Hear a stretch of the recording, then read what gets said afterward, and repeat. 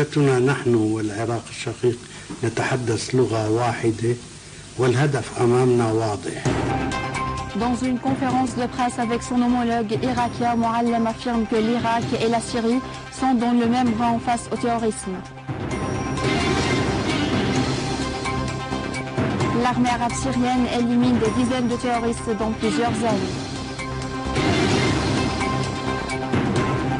La Russie met en garde les États-Unis contre le déploiement du bouclier antimissile en Corée du Sud.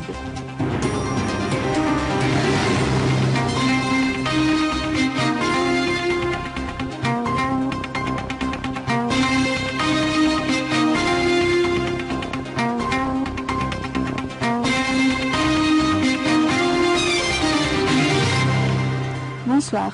Le ministre irakien des Affaires étrangères Brahim Jafari a affirmé que la Syrie défendait tous les pays voisins et que c'est une grande échéance qui devait être prise en considération par tout le monde.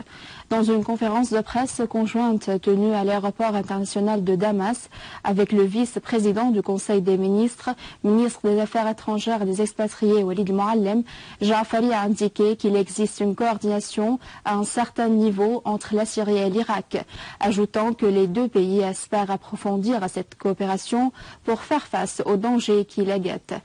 Le ministre Mouallem a fait noter que l'Irak et la Syrie sont dans le même rang face au terrorisme. Tant que l'Irak se trouve bien, la Syrie le sera aussi, a ajouté Mouallem, soulignant une grande confiance que les dirigeants irakiens n'épargnaient aucun effort pour se mettre aux côtés de la Syrie et briser le blocus imposé sur le pays. Répondant à une question sur les déclarations du ministre jordanien de l'information relative à la formation des clans syriens en Jordanie, Mouallem a souligné que le ministre jordanien n'a pas apporté de nouveau, ne serait-ce que prouver ce que la Syrie avait dit sur des camps d'entraînement des terroristes en Jordanie. Le ministre Mouallem a souhaité voir l'Égypte assumer son rôle historique. Jusqu'à présent, nous n'avons vu ce rôle, peut-être à cause de la guerre de l'Égypte contre le terrorisme et les frères musulmans, a clarifié Mouallem. Ajoutant que l'histoire a prouvé que l'Égypte, la Syrie et l'Irak peuvent changer le cours des événements dans la région. Une unité de l'armée arabe syrienne a abattu de nombreux terroristes du Front Nusra et blessé d'autres à Tel Meshara dans la banlieue de Konaitira. Dans la banlieue de Homs, des unités de l'armée arabe syrienne ont repoussé une attaque terroriste contre le barrage de Restan, neutralisant plusieurs terroristes de Daesh dans les deux villages de Ankhawa et de Rahoum. Dans la banlieue de Hama, l'armée a détruit des caches des réseaux terroristes à Hamadi Omar, Mkaymen, Meyal, La Tamna, Kfarzeta, Rahjan et Tel Hartin. Et dans la banlieue d'Idlib, des unités de l'armée arabe syrienne ont détruit un entrepôt d'armes et de munitions, ainsi que des véhicules avec les terroristes à bord à Teftanaz, à Bakfeloun, dans les fermes de Blouma, à Khan Sheikhoun et à Der Simbol. Dans la banlieue d'Alep, des unités de l'armée arabe syrienne ont tué des terroristes et blessé d'autres à Tel Jbin, Khan Touman, Babis et Brej. Après que des médias occidentaux et arabes aient dévoilé le rôle de la Jordanie dans l'établissement des camps pour entraîner les terroristes qui viennent en Syrie, le ministre d'État jordanien aux affaires de l'information, porte-parole du gouvernement, Mohamed Moumni, a indiqué que son pays prendra part à l'entraînement des individus des tribus syriennes et irakiennes pour faire face aux réseaux terroristes de Daesh et aux autres réseaux terroristes. Dans une conférence de presse, Moumni a précisé que les opérations de l'entraînement s'inscrivent dans le cadre de la guerre contre le terrorisme, soulignant qu'il y a des pays dans la région qui avaient annoncé leur admission de ces opérations. Moumni a prétendu la constance de la position de son pays envers la Syrie, lequel porte sur la nécessité de parvenir à un règlement politique de la crise et d'engager un dialogue regroupant toutes les parties pour récupérer la sécurité dans leur pays, conformément à la déclaration de Genève 1.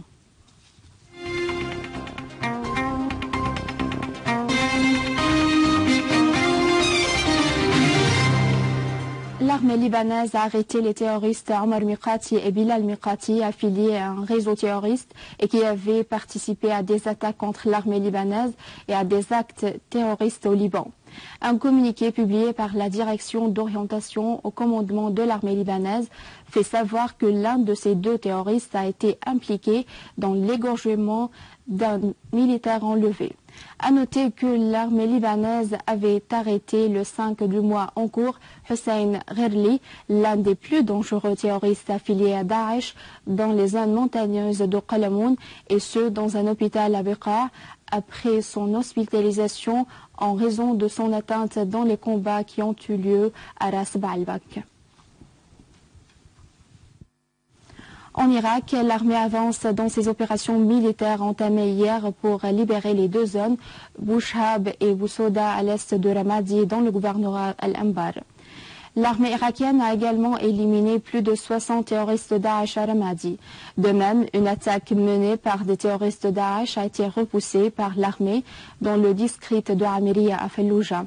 Une source militaire indique que les questions militaires à Saladin sont dorénavant tranchées et que tout est prêt pour libérer le gouvernorat et traquer définitivement les terroristes Daesh encerclés de plusieurs axes.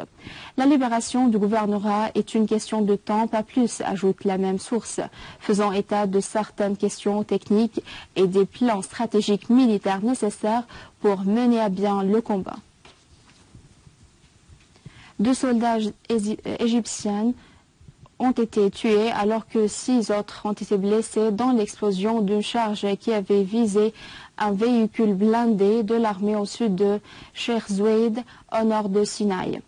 En outre, le groupe terroriste de Ansar Beit al-Maqdis a revendiqué la majorité des attaques qui avaient pris pour cible les forces de sécurité égyptiennes depuis la destitution de Mohamed Morsi de son poste en juillet 2013. De même, les forces égyptiennes qui poursuivent la traque des éléments d'un groupe terroriste au Sinaï ont neutralisé durant les mois passés des dizaines de terroristes et désamorcé de nombreuses charges explosives qui visaient les sièges sécuritaires et militaires de l'armée égyptienne. La Russie a mis en garde les États-Unis contre les effets du déploiement du bouclier antimissile en Corée du Sud. Dans un communiqué, le ministère russe des Affaires étrangères a indiqué que des entretiens ont lieu à Séoul sur les possibilités du déploiement des missiles balistiques américaines, soulignant que cet acte menace la sécurité de la région, ainsi que la stabilité stratégique dans le monde. Dans le même contexte, la Russie a affirmé que la crise actuelle en Ukraine est un résultat direct de l'intervention occidentale dans les affaires intérieures ukrainiennes, faisant savoir que le changement de l'autorité d'une manière inconstitutionnelle en février 2014 par le biais d'un appui direct de la part des États-Unis et de l'Union européenne s'était soldé par des événements tragiques et d'une guerre civile au sud-est de l'Ukraine. Et à la fin de ce journal, voici un rappel des principaux titres. ميزتنا نحن والعراق الشقيق نتحدث لغة واحدة والهدف أمامنا واضح. Dans une conférence de presse avec son homologue irakien, Mouallem affirme que l'Irak et la Syrie sont dans le même rang face au terrorisme.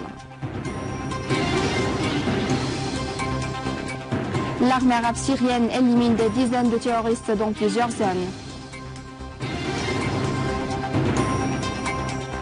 La Russie met en garde les États-Unis contre le déploiement du bouclier antimissile en Corée du Nord.